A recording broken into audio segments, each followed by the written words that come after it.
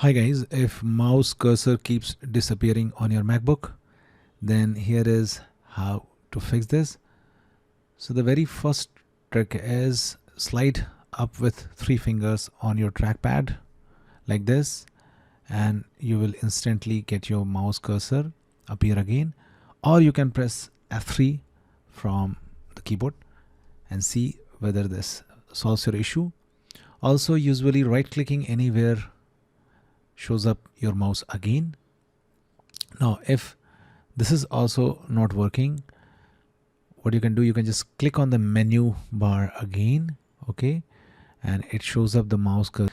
Now if this is also not working, what you can do, you can just click on system settings, on accessibility, and click on display, and scroll down and find pointer, and now you can change the size of the pointer to a different size and see whether this fixes your issue or not.